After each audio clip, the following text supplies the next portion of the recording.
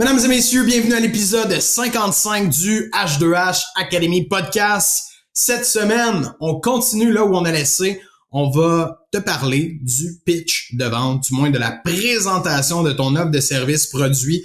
Une étape cruciale, importante, pas aussi importante que l'appel exploratoire comme vous aurez pu le comprendre. Sans un bon appel exploratoire, on ne peut pas avoir un bon pitch de vente. Donc, si tu commences par cet épisode-là, je t'invite à aller écouter l'épisode juste avant celui-ci pour bien comprendre l'appel exploratoire. Sinon, sors bien, papier, crayon, ouvre grand tes oreilles. Bonne vente!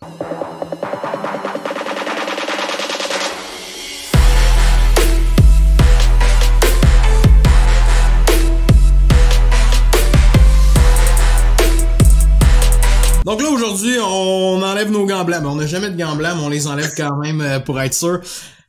On va te parler du pitch de vente, donc le pitch, la présentation de l'offre, c'est un moment super important dans la vente, comme tous les autres aussi, vous le savez, la recette gagnante en vente, c'est pas juste un morceau, mais bien plusieurs morceaux rassemblés ensemble qui donnent la méthode holistique de la vente, chose qu'on rapporte souvent dans nos enseignements. Mais aujourd'hui, on va parler de la finalité de la chose. Je sais pas, PL, si on va avoir le temps de rentrer dans le closing puis dans les closing tips de ça. On verra, là, peut-être. On a déjà un épisode sur le closing, là, top 10 closing tips, là, que les gens peuvent aller voir. Je pense que c'est dans les épisodes 10, 12, 13, si je me trompe pas. Mais on va parler de la présentation puis comment bien faire une présentation. C'est qu'est-ce qui est important, le avant, pendant, après une présentation de vente. Fait qu'on va vous donner de l'information un petit peu de différentes façons. Fait que si vous voulez vous assurer de ne rien manquer, sortez papier, crayon, puis prenez des notes là-dessus, parce que je pense que ça peut être très pertinent pour tout le monde ici. Yes, sir. Je suis content qu'on attaque ça, sincèrement.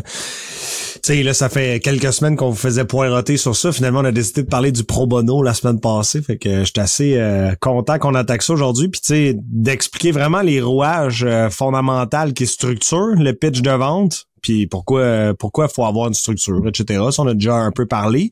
Fait que, tu sais, évidemment, pour ceux qui nous écoutent pour la première fois aujourd'hui, on prend pour acquis que vous compreniez qu'est-ce qui se passe quand même avant le pitch de vente, c'est-à-dire la préqualification, tu sais, la prise de contact avec le client, puis qu'on est venu déjà isoler quelques objections logistiques potentielles. Puis on prend pour acquis aussi que vous avez confirmé votre client 24 heures avant, puis qu'il va être présent à la rencontre en vidéoconférence, là. OK?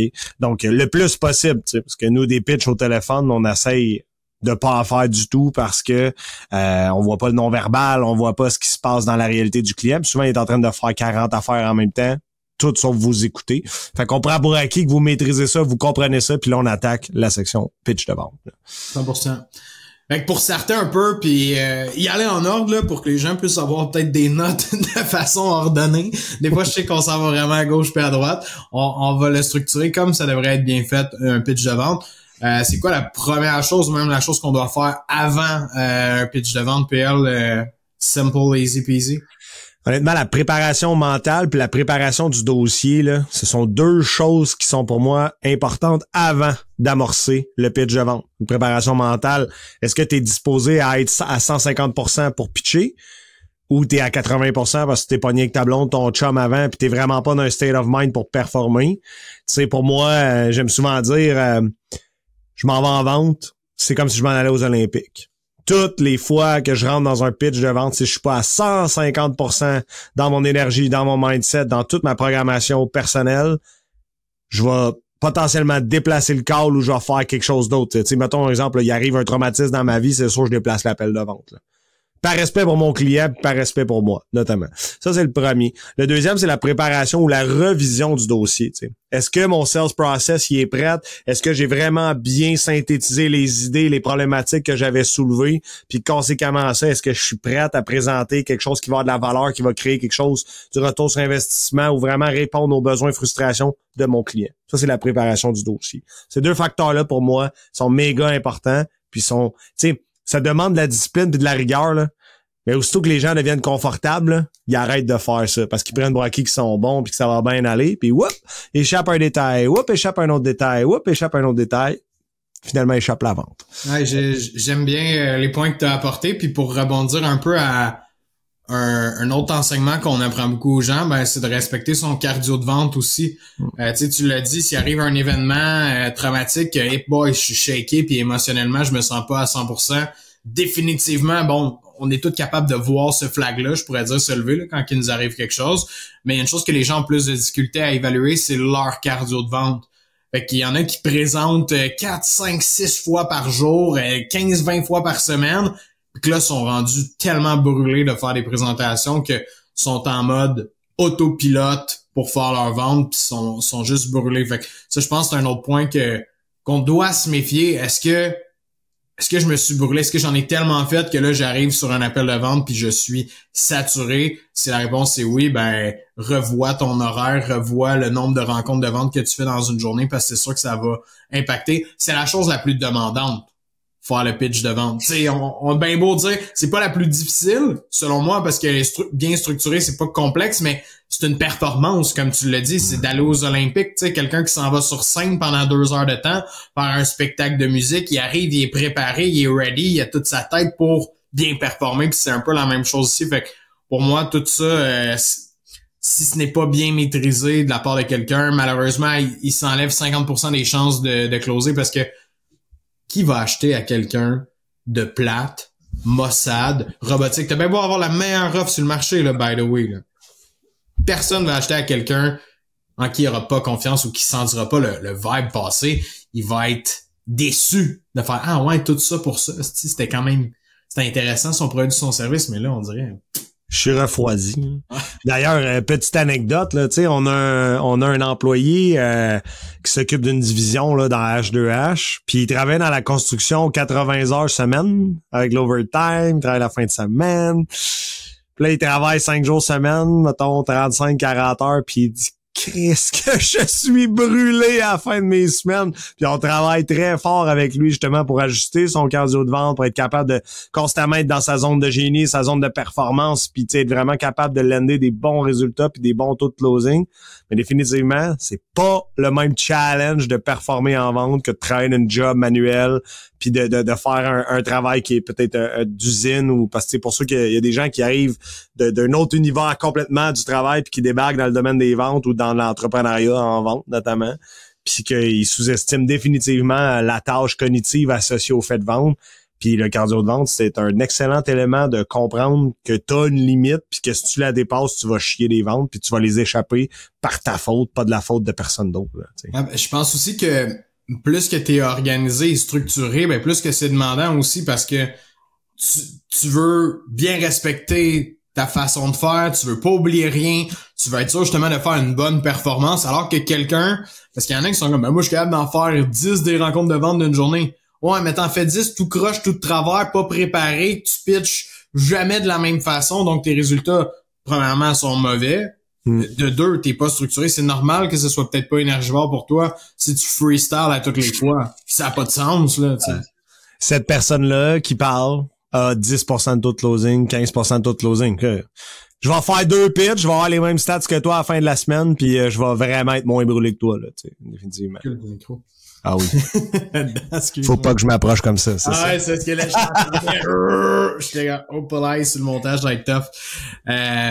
Non, puis c'est définitivement les deux bons points si on revient un peu à la préparation, d'analyser justement comment qu'on est prête émotionnellement, mindset avant de rentrer en vente, visualisation, avoir faim, être énergique. Quelqu'un qui est plate, maussade, qui est pas là, évidemment performera pas, puis quelqu'un qui est pas préparé, comme tu l'as bien dit, avec le dossier, on pourrait le prendre comme ça. Donc, comment qu'on va présenter, comment qu'on va mettre la valeur de l'avant, comment est-ce qu'on va arriver à gagner cette cause-là à la fin de la journée, ben définitivement, ces deux choses-là, c'est à faire. Fait que maintenant, si on rentre dans le volet présentation, tu sais, pour toi, PL, c'est quoi les must dans un pitch de vente? Les must ou les must not?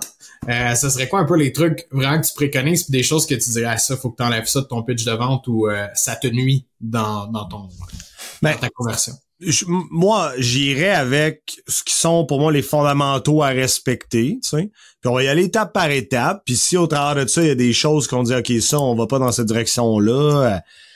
Je dirais que la première et non la moindre, là, c'est mettre la table Donc, monsieur le client, voici où est-ce qu'on se dirige pour la prochaine heure. Être prévisible dans son approche, c'est très important. Parce que le client, il arrive avec une idée que lui, il veut avoir l'offre de service, il veut savoir dans quoi il s'engage, mais il a besoin d'avoir un peu une idée de où est-ce qu'on se dirige. Ça, pour moi, c'est déjà en partant là, d'expliquer, là, monsieur le client, on va faire A, B, C, D, E, puis ensuite, je vais vous présenter mon offre de service. Ne vous inquiétez pas, on va s'y rendre sans problème. La deuxième chose, Nick, pour moi, là, c'est de faire un retour en arrière pour valider que j'ai bien compris les enjeux, les besoins, les frustrations du client, puis la raison pour laquelle il est devant moi. T'sais. Donc, la raison pour laquelle on se rencontre aujourd'hui, c'est A, B, C. C'est toujours vos problématiques, c'est toujours la situation dans laquelle vous évoluez. On est en cohérence avec ça, ou est-ce qu'il y a des éléments qui ont changé entre aujourd'hui puis la dernière rencontre? Non, tout est beau, c'est toujours d'actualité, c'est toujours les problématiques. Good. Fait que là, je viens comme valider. Puis là, je rentre dans mon appel de vente, puis je sais que ma structure, il me dira pas à la fin, ouais, ben là, finalement, il y a ça qui a changé entre lundi puis vendredi, puis je t'en ai pas parlé parce que je voulais pas prendre trop de place, puis ça vient tout fucker le pitch de vente, parce que si je l'avais su au début, j'aurais pu tout de suite le modéliser. J'ai même pas encore commencé le pitch, là. Ouais, tu t'évites d'avoir des mauvaises surprises puis de perdre ton temps aussi sur une rencontre de vente. Moi, je l'ai déjà vécu, là, souvent, de faire cette erreur-là, en fait, là, je l'ai vécu souvent, dans le marketing, parce que c'était fréquent que la situation changeait, une entreprise qui voulait changer d'agence ou qu'il y avait pas un bon service actuellement. Il est en train de faire plein d'efforts à gauche puis à droite, on dirait, pour changer la situation. Puis là, à l'interne, des fois, il changeait quelque chose, les résultats changeaient.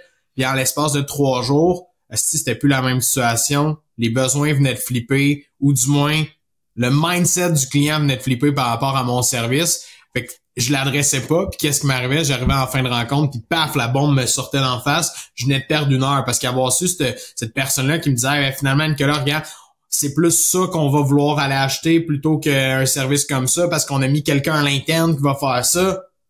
Ça te tentait pas de me dire ça avant? Tu sais, moi, c'est mon réflexe, là, initial, je suis fâché. Ça te tentait pas de me dire ça avant. Mais quand tu y repenses, c'est ma faute.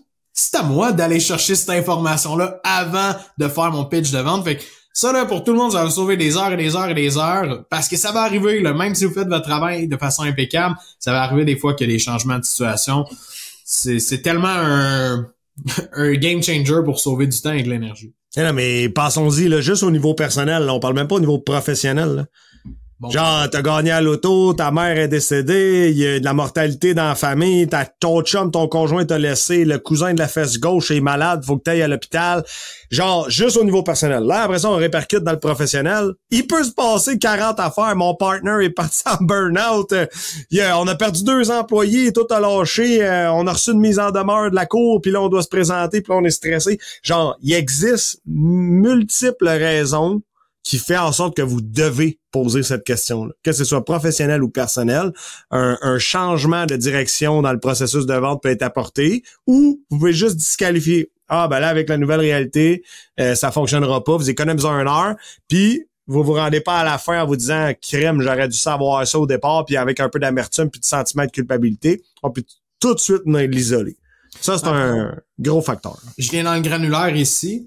Mais ça te permet de voir vraiment ton taux de closing, ton vrai taux de closing. Parce qu'il y a bien du monde qui présente à des clients à qui ils ne devraient pas présenter. Puis ce genre de facteurs-là, c'est des choses qui arrivent. Ils te laissent pitcher jusqu'à la fin. Puis quand finalement, excuse-moi, j'ai ça. Mais là, ça rentre dans tes stats. Là, t'as fait ta présentation de vente. Techniquement, sur papier, ça rentre dans tes statistiques. Fait que pour moi, mettons, t'avais 3 rencontres, dont celle-là. T'en as closé une, ben t'es 1 sur 3 au lieu d'être 1 sur 2. Il y a un esti de changement dans ton taux de closing, t'es à 33% au lieu de 50%. Je sais que ça peut paraître banal, mais quand tu regardes tes stats à la fin de l'année, puis tu calcules combien de rencontres de vente que tu as besoin d'avoir et tout, ben là, ça vient jouer quand même sur tes prévisions, sur tes forecasts des années suivantes. Ouais. Fait que c'est des erreurs qui coûtent cher là, plus tard. Et dans Star-là, tu peux la prendre en prospection pour te ramener 2 autres clients à valeur élevée qui vont être dans ton agenda cette semaine, qui vont se convertir en cash, en monétaire pour toi. Puis ben ça va créer du positif pour ton entreprise. Pitcher à quelqu'un qui a eu un changement et que tu l'as pas adressé puis tu closes pas à la fin, c'est pas de la faute du client, c'est de ta faute à toi. Puis moi, je le dis toujours, si tu closes pas, c'est de ta faute. Point. Si tu pars avec cette prémisse-là en vente, tu vas commencer à introspecter de la bonne façon pour réussir. C'est pas de la faute du client. C'est de ta faute à toi. Je passerai un autre step dans le processus de vente qui est vraiment important pour moi, puis que j'ai l'impression qu'il y a beaucoup de gens qui skippent cette portion-là. C'est peu importe qu'est-ce que tu vas apporter, tu sais, souvent on rentre dans les prochaines étapes là, pour pas comme vraiment le découper pièce par pièce parce que ça va être long si on passe à travers ça. Mais tu sais, on passe dans OK, on fait un retour sur c'est ça votre situation en ce moment, c'est ça vos défis, c'est ça que vous vivez, c'est ça que ça cause dans votre business. On passe à travers la situation, les enjeux, les problèmes qu'ils vivent. Mais il y en a qui font juste comme c'est-tu bien ça? Là, le client, oui. C'est-tu bien ça? Ouais, c'est ça. Ouais, puis c'est-tu votre réalité? Ouais, c'est ça. Tu sais, on cherche à avoir le oui. On entend souvent comme de faire dire des oui aux clients le plus souvent possible. Mais il y en a beaucoup qui se mettent la main dans la bouche, là, ou le pied dans la bouche, je sais pas c'est quoi la bonne expression pour ça. Mais qui se fuck ici directement. Parce qu'ils vont juste vouloir comme suivre leur processus. Fait que là, dès que le client dit oui, continue à la prochaine étape, puis ils sont vraiment dans leur momentum. Mais son non-verbal à ton client, est-ce qu'il dit oui? Hein? Est-ce que ton client est comme hey, oui, Nick, ouais, c'est en plein ça, ouais, exact, t'as bien raison. Ou ton client est là, ouais. Parce que si là, ouais, OK, explique-moi concrètement comment tu vois ça. On revient là, fais-les parler parce que si ton client, il attend juste le prix puis il t'écoute d'une oreille puis il fait des ouais, ben tu passes à côté du plus important ici, c'est-à-dire avoir sa pleine attention, s'assurer que chaque point que tu apportes dans ton pitch de vente répercute chez ton client. Si ça répercute pas, va comprendre pourquoi. Parce que techniquement, dans ton appel exploratoire, tu avais pris ces informations-là et tu les utilises parce qu'ils étaient pertinents. Donc, assure-toi que le client est connecté à sa douleur, qu'il est connecté à sa réalité, puis refais-le parler une deuxième fois, même si tu l'as déjà fait dans l'appel exploratoire, sinon tu passes à côté des douleurs. Puis si on rentre dans une explication un peu plus psychologique de cet enjeu-là, c'est un concept qu'on va appeler l'amabilité sociale. Donc, les gens, de façon naturelle, vont dire qu'ils comprennent pour pas avoir de l'air con.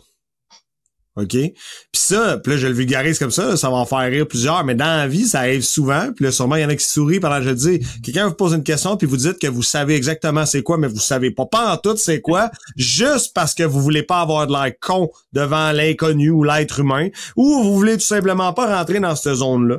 Alors, sachant ça, allez faire reformuler le client, là. T'sais? Fait qu'un REER pour vous, c'est quoi?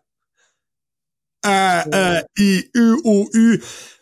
C'est pas grave, monsieur le client, je vais prendre le temps d'y revenir et moi, je vais m'assurer de votre pleine compréhension avant de continuer. Parce qu'un client qui ne comprend pas l'offre de service, le besoin ou le produit que vous voulez proposer, vous réussirez pas à le closer. Vous allez obtenir je vais passer à tout ça, envoie-moi de l'information pour que je puisse vraiment comprendre, puis tu sais, je vais te revenir là-dessus.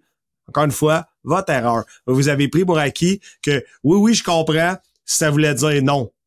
Dans le fond. Mais vous avez pris pour acquis que ça voulait dire oui. T'sais. Fait que comment on le fait? Ben on reformule, puis il est basé sur un concept psychologique de comment les gens se comportent en société. On veut pas avoir de l'air stupide, on protège notre ego en faisant ça.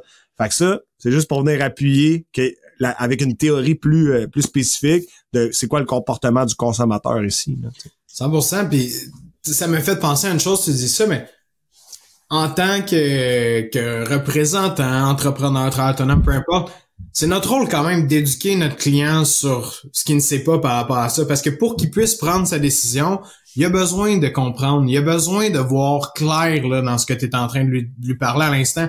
Si c'est un charabia, puis pour lui, là, c'est comme plein de nouvelles choses en même temps, c'est sûr qu'il est confus, c'est sûr qu'il va prendre le temps de faire laisse-moi le temps d'aller décanter tout ça, c'est beaucoup d'informations. Alors que si tu prends le temps de le valider avec lui, ben là, il est bien plus clair dans sa tête. Fait que la portion éducation, elle est super importante.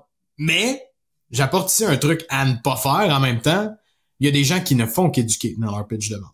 Puis ça, c'est comme l'opposé de ce qu'on veut faire idéalement. Tu veux pas être en train, du début à la fin, d'expliquer ton offre de service concrètement, comment elle fonctionne, chaque petite métrique. Il y en a qui vendent les caractéristiques du produit. Ils rentrent tellement dans le granulaire que là, ils perdent le client avec des détails qui sont pas vraiment importants pour le succès, le résultat que le client souhaite avoir de ton offre de produit, ton offre de service. Fait faut quand même faire attention, mais il faut être capable de voir est-ce que le client me suit, est-ce qu'il comprend où est-ce que je m'en vais en ce moment ou pour lui, c'est pas clair pantoute. Donc, cette nuance-là est tough à comprendre parce que je te dis, éduque pas trop ton client pour pas le perdre, en voulant dire des nuances qui valent pas la peine, mais assure-toi qu'il comprend qu'est-ce que tu dis. Fait que Comment qu'on fait pour mettre le pouls entre les deux? Comment tu vois ça? Ben, c'est une excellente question. C'est, sérieusement, pitch à ta blonde ou à ta mère, là, puis il faut qu'elle comprenne ce que tu expliques. Si elle comprend pas parce que t'es trop perfectionniste, parce que tu rentres trop dans les concepts théoriques, reviens à la case départ, synthétise, vulgarise. Tu sais, puis by the way, la compréhension simple de tes concepts à toi, c'est une démonstration d'expertise. C'est que t'es tellement compétent dans ton domaine que t'es capable d'expliquer à un singe, puis il va comprendre qu'est-ce que tu lui dis, là. Tu sais, puis l'idée ici, c'est ça, là. C'est que n'importe qui est pas dans ton domaine, qui, peu importe son niveau de compétence, comprend comme ça. Ça, c'est important en titi, là, parce que si c'est trop complexe, tu vends pas à la NASA, là, puis tu vends pas à des doctorants en ingénierie, là. Crime, tu vends à monsieur, madame, tout le monde dans ton créneau ou à différents corps de métier qui ont pas ta compétence. Es-tu capable d'avoir un jargon pis un vocabulaire qui fit avec eux puis qui est compris par la majorité? Ouais, cette compétence-là de vulgariser, tu l'as bien dit, elle passe vraiment par la compréhension de ton offre, ton produit, ton service, ta clientèle cible, la pratique que tu as mis en place. Tu sais, quand ça fait 100 fois que tu as fait un pitch très similaire envers le même client, ben tu sais c'est quoi les bonnes parallèles à faire. Tu sais quel genre d'exemple prendre pour que ton client se sente, je pourrais dire concerné, mais aussi, hey, c'est dans ma réalité. Tu sais, quelqu'un qui verrait ta tête de chevreuil en arrière pourrait comparer la vente avec la chasse, tu sais, facilement pour te parler parce qu'il verrait que, hey, ça te parle dans ton langage. Donc, de bien comprendre justement les concepts, d'être capable de les vulgariser, mais aussi de l'adapter à ton client cible, ça a vraiment de l'importance. C'est une des raisons d'ailleurs, si vous reculez dans les épisodes de podcast avec la méthode D1, qu'on suggère toujours aux gens cibler un client cible avec une même offre pour venir tout maîtriser tout ça. Même le vocabulaire, à la fin de la journée, c'est le même qu'on utilise. Oui, des fois, tu vas dire, si je me répète un peu, ben c'est parfait, parce que c'est là que tu clarifies encore plus à chaque fois ton vocabulaire, tu clarifies encore plus à chaque fois les exemples que tu utilises pour que ton client te comprenne. Puis quelqu'un qui vend justement 3-4 offres différentes à 3-4 clients différents, ça vient tough de tout maîtriser ça en même temps. Exact. Je suis 100% d'accord. Fait que ça, c'est des concepts pour starter. Fait que là, on est revenu sur les douleurs, les problématiques. On l'a validé qu'il comprenait. On l'a fait reformuler. Maintenant, j'aime beaucoup demander, êtes-vous confortable avec mon approche, tu sais? Moi, je fais toujours une petite joke ici. Le monsieur qui a pas de cheveux, il est pas trop trash pour vous. Ça va jusque-là, tu sais. Fait que, tu sais, souvent, j'aime bien ça. Fait que je valide. Après ça, on va rentrer dans maintenant, comment on règle ces enjeux-là, puis comment on règle ces douleurs-là avec le plan stratégique, le plan d'action, le delivery qui va livrer. Alors, j'apporte les solutions conséquentes aux problèmes, puis je fais valider. Ça fait-tu du sens pour vous? Ça a-tu du sens pour vous? À chaque étape que j'explique mon plan, ben, je viens valider. Tu sais. Il y a un point que tu as mentionné ici qui est vraiment important que tout le monde le comprenne. Chaque problème doit avoir une solution. Si t'es là pour, tu sais, par exemple, dans ton appel exploratoire, t'as fait nommer des problèmes, des situations que ton client vit, t'as pris le temps de l'écouter, de reformuler tout ça, tu lui rapportes ici lors de ton pitch de vente, voici vos problématiques, voici votre réalité. Maintenant, chaque solution que t'apportes, faut que ça soit relié à ça. Moi, je vois des gens, des fois, ils diguent dans la douleur au maximum, et là, la solution, on comprend pas comment elle résout le problème. Elle s'en va d'un autre chemin. Ouais. Là. Pas rapport. Donc, là, je suis comme, OK, mais encore, c'est quoi qui t'apporte pour régler ce problème-là? T'as bien beau être bon pour dire des problèmes à ton client, mais si t'es pas capable de lui démontrer comment tu vas régler ce problème-là ou qu'est-ce que tu vas faire pour régler ce problème-là, ben, le client, il va se sentir encore avec des problèmes à la fin de l'appel. Il se sentira pas. Donc, ton rôle, c'est de soulever des problèmes. Assure-toi d'apporter des solutions claires. C'est quoi les solutions pour régler le problème A, B, puis C? J'ai telle solution. OK, good. Là, t'as des solutions. Là, je vois que tu peux m'aider puisque t'as des solutions. Ça, ce qui est le quoi, que j'aime bien appeler, tu sais, voici le quoi. Qu'est-ce qu'on va faire concrètement? Et ensuite de ça, comme tu disais, là, on va rentrer dans le comment. Puis c'est là la partie où ce que les gens ont le droit de rentrer un peu plus dans les caractéristiques d'un produit ou d'un service. Mais quand tu es en train de dire, par exemple, quelqu'un dit, ben mon problème, moi, c'est que j'ai de la difficulté à perdre du poids, puis c'est vraiment tough pour moi, j'ai de la misère. OK, parfait. Si tu commences à me dire, OK, ben pour te faire perdre du poids, là, OK, on va te faire entraîner 5 jours par semaine. Tu vas manger telle affaire, tu vas faire ça. Là, tu vas te lever le matin, tu vas rentrer ça là-dedans. Ça, je suis en train d'expliquer le comment je vais faire. Si tu me dis comment qu'on va y arriver, ensemble, on va se parler. Toutes les semaines, on va mettre un plan efficace de perte de poids pour les gens comme toi dans ta situation qui ont vécu ça, et qui veulent atteindre ça. C'est ça qu'on va faire. On va mettre une structure comme ça pour toi. OK? Parfait. Tu as une structure comme ça. Plus tard, tu vas expliquer comment fonctionne la structure. Plus tard, tu vas venir rentrer dans les détails de cette structure-là. Mais si tu commences tout de suite à vendre les caractéristiques de ton offre, ben malheureusement, tu mets de la valeur sur de la poussière. Les gens n'achèteront pas le fait que tu as 2 entraînements par mois que tu lui donnes ou que tu as, je sais pas moi, un plan alimentaire avec 26 repas différents. Chris, c'est pas ça qui va faire en sorte qu'il va perdre du poids. C'est comment il va l'appliquer, comment tu vas le suivre là-dedans. Ça va être quoi la différence que tu vas faire, toi? Exact. C'est un très bon point. Puis ici, là, j'aime souvent faire une pause. Là, on a soulevé les problèmes, on apporte les solutions aux problèmes ou le fondement de comment ça va être réglé sans rentrer dans le détail, comme tu dis, la poussière. Puis après ça, je fais comme un wrap-up en une phrase. Que j'aime aussi dire le mandat, OK?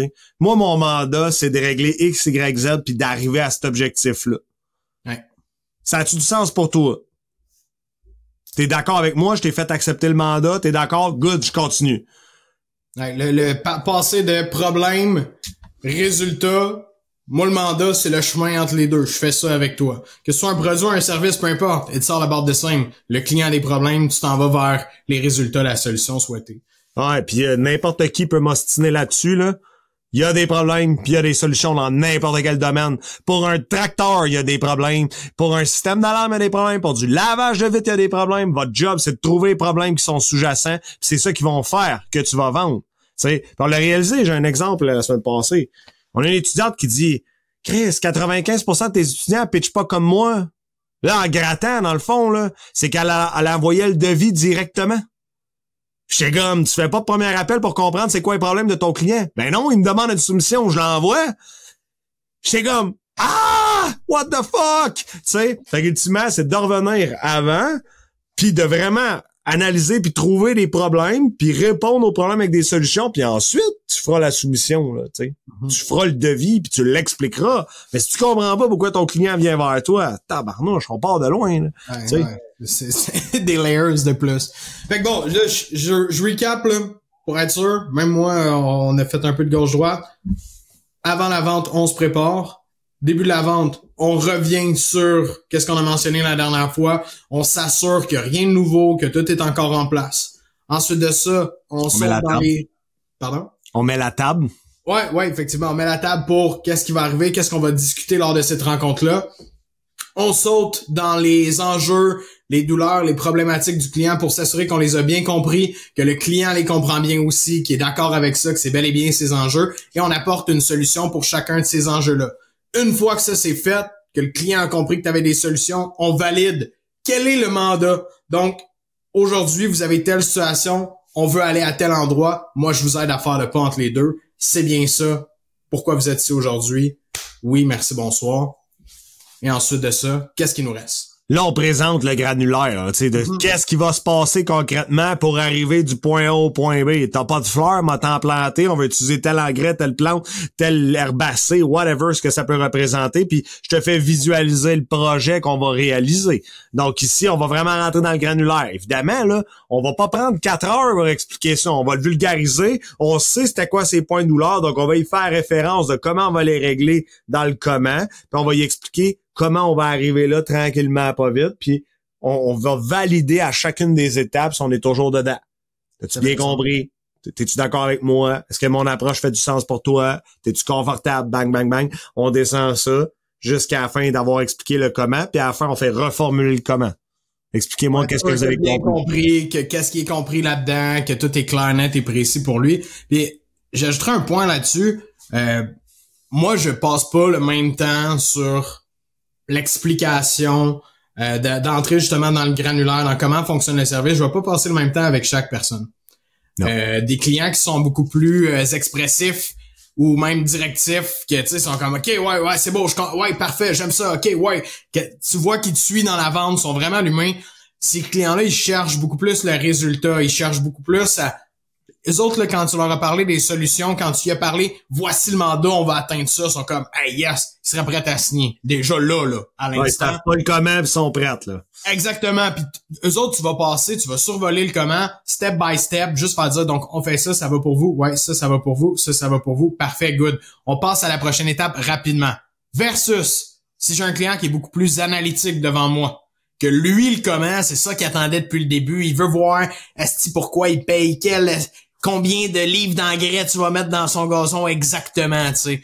Ben, à ce moment-là, t'as pas le choix d'y aller clairement puis de prendre ton temps dans le comment avec les clients qui sont beaucoup plus analytiques parce que sinon, eux autres ne seront pas satisfaits. Ils auront pas mangé à leur faim, là. T'as bien beau essayer de les faire rêver, ça marche pas. Eux autres, ils veulent voir concrètement comment ça va se passer, chaque détail. Et là, il va dire, OK, ça fait du sens. Il m'a parlé de ça, les solutions, ça fait du sens. Il m'a montré comment il allait faire les solutions. Là, j'ai confiance en lui. Parce que l'expressif, il a confiance en toi depuis le début, probablement, si t'as bien connecté avec et t'as fait ta job. Versus l'analytique, il a besoin de chair à l'entour de l'os énormément. Fait que moi, je prends le double du temps avec un analytique pour faire ça. Puis tu le sais, c'est assez facile, là. Méga tips, là. S'il débarque avec une feuille de notes puis il commence à prendre des notes dès la première phrase, t'as certainement affaire à un analytique là, qui se dresse devant toi, puis c'est parfait, tu sais, c'est pas des mauvais clients, en fait, c'est nos clients que nous on adore parce qu'ils sont très réfléchis dans leur approche, mais c'est définitivement les plus tough à closer, tu sais. Fait que ça fait plein de sens. Après ça, tu sais, je pense que c'est vraiment de s'assurer que suivant ta proposition du comment, t'as un closing alternatif où tu as une transition qui demande la vente. Bon, là, on vous apprend rien aujourd'hui. Il faut demander la vente. On termine. Là, tous ceux qui nous suivent, qui disent, moi, je fais pas de vente, je conseille, ben, lâche le podcast tout de suite. Ben non, c'est une joke. Apprends à demander la vente. Tu sais, honnêtement, que tu conseilles, que t'éduques, que tu fasses ce que tu voudras, t'as besoin de mettre du pain et du beurre sur ta table puis ça finit une vente en demandant la vente. Est-ce que tu vas faire un closing alternatif de Visa Mastercard? Est-ce que tu vas demander une date de production avec un dépôt? Je sais pas comment tu vas t'y prendre, mais assure-toi de demander 2 possibilités pour lesquelles ça va être oui ou oui. Ou non, au pire. Ou non, au pire. Mais au moins, ça amorce quelque chose. Tu dis pas, fait qu'on va de l'avant, oui ou non? C'est genre... on veut pas sortir avec les pédales. Non, je suis 100% d'accord. Puis, tu sais, d'aller vers le closing, en fait, pas d'aller vers le closing, mais de faire un closing, c'est essentiel dans la structure que nous, on enseigne avec tous nos étudiants, avec tout ce que vous écoutez dans le podcast, que vous regardez dans notre contenu. Si vous ne faites pas de closing dans vos ventes, c'est parce que vous portez probablement pas. Vous êtes pas capable de demander la vente. Puis on peut parler de ça rapidement, là. Mais il y en a qui aiment pas ça, se faire vendre. Il y a bien du monde qui sont comme moi, je déteste me faire demander la vente, je déteste faire ça, fait que je le ferai pas aux autres parce que moi, j'aime pas ça me le faire faire. Mais la vérité, c'est que la majorité du temps, si tu le fais pas, tu fais juste amputer tes résultats, amputer ton argent, ton revenu que tu ne vas pas chercher parce que les gens qui vont te glisser entre les doigts, qui malheureusement vont aller voir ta compétition, vont décider de dire oui à ta compétition parce que eux autres, ils ont demandé la vente puis ils ont peut-être serré la vis un quart de tour plus fort que toi et ça leur réussit de leur côté. Et les gens, on le sait, ils vont prendre des décisions de façon émotionnelle. Donc, si le fit émotionnel est bon avec ton compétiteur, il va le ramasser malheureusement puis toi, tu vas être perdant là-dedans. Donc, si vous avez des difficultés avec ça, à demander, allez voir la vidéo là, pour de vrai sur les top 10 closing tips, si c'est tough pour vous de faire ça. Mais encore, comprenez une chose, quand on propose notre offre, puis quand on demande la vente à un client, c'est parce qu'on peut l'aider. Ben oui, tu le fais pour les bonnes raisons, là. Fait qu'on va péter cette croyance limitante-là. Ah, moi, j'aime pas ça me faire vendre, fait que je vais pas vendre aux gens. Chris, t'es en business, t'as pas le choix de vendre. Sinon, tu mangeras pas, t'auras pas de clients, tu pourras pas payer tes employés, tu pourras pas payer ton local, puis tu vas faire faillite. Don't be stupid, c'est pas parce que tu consommes pas de même qu'il faut pas que tu fasses consommer tes clients. T'as le droit d'être un client averti qui veut 72 soumissions, mais si tu veux bien vendre, là, tu veux pas que ton client ait faire 72 soumissions parce que c'est toi le meilleur, c'est toi qui as la bonne réponse, c'est toi qui sais comment régler son problème, puis t'as l'expertise pour le faire, puis tu connais la compétition, tu sais comment il charge, puis t'es dans un range de prix qui fait du sens. Fait que si, signe-les, puis arrange-toi qu'il n'y ait pas dans les mains d'un mauvais vendeur ou d'un vendeur qui a peut-être pas la même porte-étendard positive que toi, puis arrange-toi pour closer ton deal pour que ça soit toi qui s'occupe de ce client-là. Point final, ta croyance limitante associée au fait que t'aimes pas te faire vendre, I get it, là.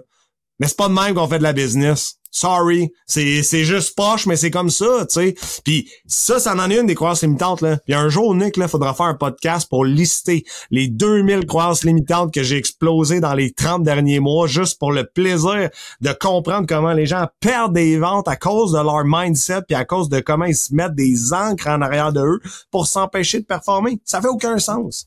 Mais la première, suite au pitch de vente, c'est vraiment le fait ils veulent pas brusquer le client puis ils veulent respecter le client, là. Tu sais, la majorité du monde, en tout cas, moi, je regarde sur nos médias sociaux, là, souvent dans les commentaires, tu sais, quand on dit des choses un peu brutes ou quand tu dis des choses un peu brutes sur les médias sociaux, le monde sont comme offusqués. Ben, voyons donc, ça a pas de bon sens, même dans mes pubs, ça a pas de bon sens de demander ça à un client, c'est parce que t'es pas bon vendeur, il faut que tu demandes ça. Hey, je demande ça à mon client parce que je care. Première des choses, je le rencontre puis je prends 1 heure de mon temps pour lui présenter une solution que je crois qui est la meilleure pour lui à l'heure actuelle. Du moins, j'en suis convaincu parce que je connais pas toutes les autres solutions qui existent sur la planète en ce moment. Mais je sais que je l'aide, mon client, puis je sais que son argent est bien investi là-dedans, puis que je suis content à la fin de la journée qu'il ait payé pour ça. Que ce soit une tondeuse, un auto, une maison que je vends, peu importe c'est quoi, parce que je suis honnête puis je suis transparent. Si toi, t'es pas honnête puis t'es pas transparent, c'est sûr que tu seras pas capable de demander la vente à un client si tu y crois même pas que c'est la bonne solution pour lui. Mais si au contraire,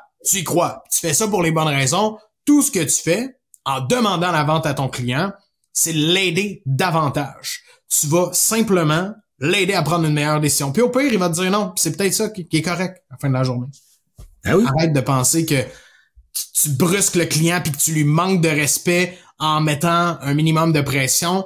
Ton job, c'est de l'aider. On met ça au clair, là. Pour moi, le manque de respect, c'est pas de pas demander à vendre. C'est genre de pas closer ton client. Tu l'aimes-tu assez, ton client, pour le closer? Si on change le pattern psychologique, puis je te dis, tu l'aimes-tu assez pour le closer? Tout le monde est comme, Chris, il est malade, lui, même, de dire ça de même. Mais la réalité, c'est que quand j'ai un client, je suis la bonne ressource pour t'aider. C'est pas parce que je me tape un ego trip, c'est que je sais que je vais t'aider, puis je sais que je vais t'amener du point A au point B, puis qu'avec moi, on va se rendre. Peut-être pas la solution la moins chère sur la planète, mais moi, je sais qu'on va y aller. Je sais qu'on va le faire, puis je t'aime assez en tant qu'être humain pour te le dire que je suis la bonne ressource. Change le pattern psychologique de comment t'as réfléchi la réalité. C'est toi qui es maître de ta pensée. C'est pas François Legault qui décide pour toi, c'est toi, là. Hein? Ouais, ça, c'est dans le contexte de vente qu'on veut aider un client à prendre la meilleure décision possible pour lui. Considérant, comme je dis, qu'on est honnête puis transparent là-dedans. Mais si, mettons, je sais pas moi, un membre de ta famille, ton frère, ta sœur, est dans une astuce de relation toxique avec un homme ou une femme qui l'amène dans des états pas croyables, que ça le met hors de lui, qu'il est plus la même personne, qu'il est rendu, qu'il est drogué, alcoolique, peu importe, parce que il se fait influencer de façon négative par quelqu'un d'autre.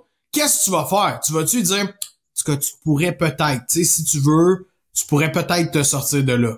Tu vas pas dire ça, Chris. Tu vas dire, qu'est-ce que tu calais? Sors de là, man. Ah ouais, esti, pis drette là. C'est pas bon pour toi. Viens, tu vas faire ton possible pour aider cette personne-là. Tu vas aller over ce qui est respectueux ou pas respectueux. Tu vas même te fâcher après quelqu'un comme ça. Ben, dans la vente, c'est un peu le même principe. Ton rôle, c'est de faire comprendre quelque chose à quelqu'un de l'autre côté. Puis si ça passe pas, tant pis pour l'autre personne. That's it. T'auras fait ton travail pour hier. J'adore ça, Nick. C'est toi, je te sens plus épicé aujourd'hui. J'adore ça, Steve. Ben, tu sais, c'est vrai, moi, ça me fait penser des fois, tu sais, des situations de même, je suis comme, mais câlisse. Ouais, qu'est-ce que tu fais là? Tu écris 3 tapes d'en face, puis il reste dans une situation, Chris, il est coincé. Bon, évidemment, on rentrera pas dans le registre de la santé mentale, etc., mais ça reste qu'effectivement, si le client veut pas aller de l'avant, au moins dis-moi non. Ouais. Il va chercher tes 72 autres soumissions. Puis, crime, au final, là, plus que t'as d'options devant eux, plus que ça devient difficile de faire un choix. Mm-hmm. Mais pour certains, le client, il est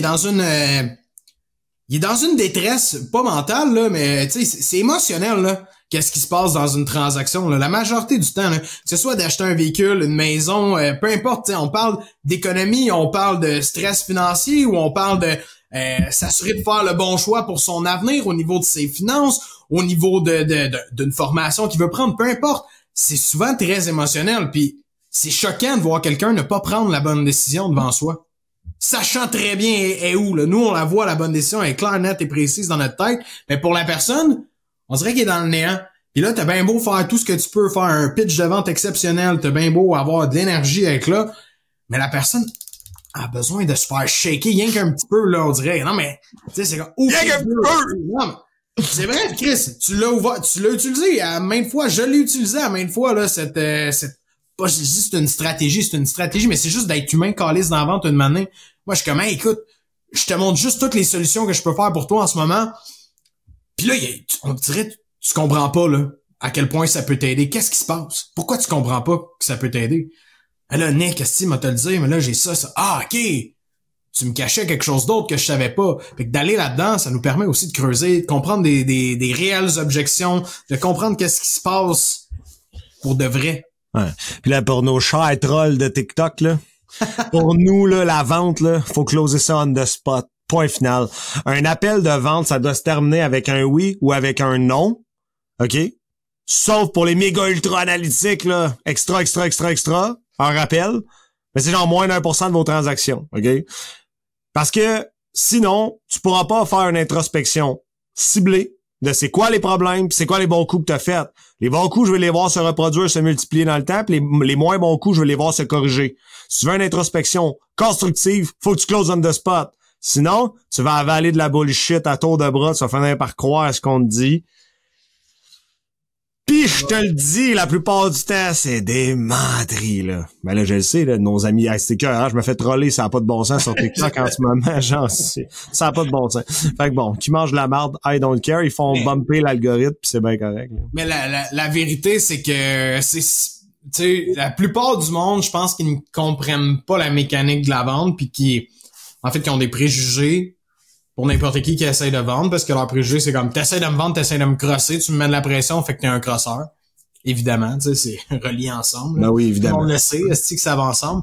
Bref, pour eux autres, c'est comme ça, fait qu'ils sont tout le temps genre, ouais, moi, j'achèterais pas parce que tu me mettrais la pression. Mais probablement qu'après qu'on aille jaser 1h30 ensemble, que tu m'ailles expliqué toute ta réalité, tout comment que ça te faisait chier, tout pourquoi que c'était une bonne raison d'acheter mon produit, ben quand tu me dis un non puis je te brasse, t'as pas la réaction de est-ce que tu vois que tu me brasses mon tabac? Eh non, t'es pas de même pantoute, t'es plus excuse-moi PL, est-ce que t'as raison, Calice, c'est vrai que je suis dans ma âme, c'est vrai que je devrais prendre cette décision-là. Parce que on a pris le temps de bâtir une relation avec toi puis de comprendre ta réalité puis de te proposer quelque chose qui faisait du sens, quelque chose qui allait répondre à ton besoin. Et non, on n'a pas essayé de te vendre une Lamborghini quand tu veux une Tercel, là, ici, là. C'est pour ça qu'il est arrivé. Exact. Puis tu sais, super important de remettre en contexte que ton client, il a besoin de quelque chose, que t'as la solution, que t'as une bonne relation avec lui, que ça coule bien, puis ton offre de service, elle est compétitive, elle est dans le marché, c'est pas déraisonnable, pas comme nos amis des thermopompes dans un autre TikTok qui a landé bien raide dernièrement. Fait que essentiellement, quand tout ça est en ligne de compte, ça vaut la peine de demander la vente puis de close on the spot. Puis justement, ça amène à un point bonus, là. On a parlé de toute la structure, mais on n'a pas parlé de la relation.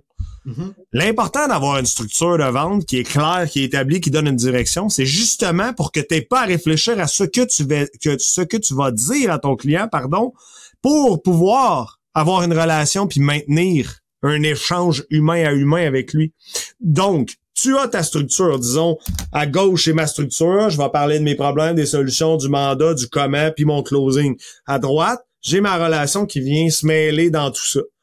On sort du cadre, on revient. Ah ouais, les enfants, puis la fin de semaine, je reviens, boum. C'est là que la vente, ça devient franchement intéressant parce que je suis pas en train d'être une présentation PowerPoint. Alors, voici vos problèmes, vos solutions, le mandat ainsi que le comment maintenant Visa ou Mastercard. Ça n'a pas de bon sens. Ayez du plaisir en vente, connectez avec l'être humain parce que la plupart du temps, ça va être une relation et un service à la clientèle qui va être à donner après. Puis vous allez travailler avec lui pendant un certain moment. Tu sais, c'est important de connecter avec lui. C'est le secret de H2H. C'est la relation entre deux êtres humains qui crée la transaction. Rien d'autre. Si on est pas capable de connecter humainement avec l'autre personne, ben, vous pourrez pas close on the spot. Sorry, not sorry. Vous pourrez pas close on the spot, vous pourrez pas demander la vente, parce que quand ça coule pas avec un individu, on peut pas frapper dessus, là. Je veux dire, ça a aucun bon sens, là, tu sais, là. Ah, si tu viens qu'à vendre, ça va être une vente purement rationnelle, puis probablement basée sur le fait que t'es pas cher en ce moment pour lui, puis il a magasiné ailleurs, puis t'es le moins cher. Puis calisse que c'est pas un beau compliment pour ta business que « Hey, je suis venu vers toi! » T'étais le moins cher. Ah. Nice. Moi, c'est un coup de couteau dans le cœur. Tu me dis ça, c'est un coup de couteau dans le cœur. Qui risque à ma stratégie donc ben de la merde pour qu'un client me dise ça, tu sais. À moins que ça soit ta stratégie volontairement d'être le moins cher puis que t'aies des marges de profit qui fait du sens pour faire 1000 fois le nombre de clients pas possible. Mais la réalité, c'est que pour pas mal tous nos clients qui sont dans le service, d'être le moins cher dans le service, c'est jamais une bonne solution. Du moins pas dans une petite, moyenne entreprise. Peut-être que t'es une méga bombe, là, c'est différent. Mais... Ouais, souvent les moins chers que je vois là, des business models qui se respectent, c'est des giga business qui font une stratégie qu'on appelle un loss leader pour venir tuer le marché. Genre. Ouais. Passe la gratte, là. TELUS, là, nos amis TELUS, là, dans l'alarme, là, depuis 5 ans, là, ils ont passé la gratte en short un prix de 50% à peu près dans toute l'industrie de l'alarme au Canada. Fait que les autres, ils ont fait méga mal, mais eux, ils ont définitivement les reins pour le tenir, là. C'est des millions de budget juste d'advertising. Fait qu'ils sont capables de le tenir. Or, notre client, tu sais, notre audience cible ici, là, c'est de la PME, du travail autonome. Si t'es le moins cher, c'est parce que t'es mal positionné dans ton offre, là. Mais ce qui arrive, là, puis là, on divague du pitch de vente, là, mais ce qui arrive quand t'es le moins cher, c'est que tu regardes tes bénéfices nets à la fin de l'année, puis c'est pas rare, là, on le voit, là, qu'il y a du monde qui en reste vraiment pas beaucoup, là, parce que justement, ils se positionnent beaucoup par le prix, puis malheureusement, c'est des gens qui sont super travaillants, c'est des gens qui aiment leur business, qui aiment ce qu'ils font, mais qui connaissaient pas d'autres stratégies que de baisser les prix, d'aller vers cette optique-là pour gagner plus de clients. Mais pourtant, souvent, c'est les gens qui sont les meilleurs, moi, je trouve. En voulant dire qu'ils arrivent avec tellement les meilleures intentions du monde, ils veulent tellement faire la différence, puis là, tellement qu'ils en donnent trop aux clients, ils font de la, comment ils appellent ça, de la facturation émotionnelle, là. Ouais, de la vente émotive ou de la facturation émotive, là. Ouais, fait, ben là, oui, je vais te faire ça à ce prix-là, je vais t'aider. Mais c'est à eux qui nuisent à la fin de la journée, puis là, après ça, faut ramasser ça en petites miettes, puis il faut essayer de reconstruire, et là, c'est moins agréable. Non, mais tu fais un choix pour devenir travailleur autonome ou entrepreneur, pour avoir la vie dont tu as toujours rêvé, finalement, tu travailles 100 heures semaine, tu finis ton année, puis ça te donne un revenu moyen de $10 de l'heure, ou même pire, pas d'argent, parce que tu as vendu à perte, puis un coup que tu as payé tes sous-traitants, tu pas fait de cash. Tu sais. Mais encore une fois, si tu closes pas une spot, tu peux pas savoir ça. True. Tu peux pas savoir si t'es trop cher, pas assez cher. On en a déjà parlé dans un podcast d'ailleurs, mais tu peux pas savoir si t'es assez cher, parce que si t'es trop cher, à force de creuser puis de danser la salsa avec le client dans les objections, tu vas finir par l'avoir la vérité. Si tu l'as pas la vérité, t'es pas capable de faire une introspection. Fait que ça fait juste remettre du push sur ce que j'ai dit tout à l'heure, puis ça vient comme bien wrap up, je pense, le processus de vente puis l'appel de vente là, au sens large. 100%. Yeah, ça fait qu'on a passé pas mal à travers nos major points à l'intérieur de ça. J'espère que vous avez pris des notes puis que vous avez analysé un peu votre processus, comment vous faites les choses. Bien sûr, si vous avez besoin de plus d'aide pour structurer ça de façon concrète, c'est sûr que d'une business à l'autre, on s'adapte. C'est pas la même chose, c'est pas toujours le même temps, le même frame, la même façon qu'on va le faire. Mais ça reste que les grandes lignes qu'on vous a données aujourd'hui sont importantes pour tout le monde. Produits, services, définitivement. Donc, guys, merci beaucoup. À la prochaine. Bonne vente. Salut tout le monde. Merci d'avoir été avec nous pendant ce 55e épisode. Si tu as pu mettre une chose en pratique, si tu retiens au moins un truc pertinent pour t'aider dans tes ventes, je t'invite simplement à partager cet épisode-là. Et si c'est pas encore fait, va nous laisser un petit 5 étoiles sur Apple Podcasts, Spotify ou encore un petit pouce sur YouTube. Merci beaucoup à tous et à toutes. Je vous souhaite d'excellentes ventes. On se revoit dans un prochain épisode.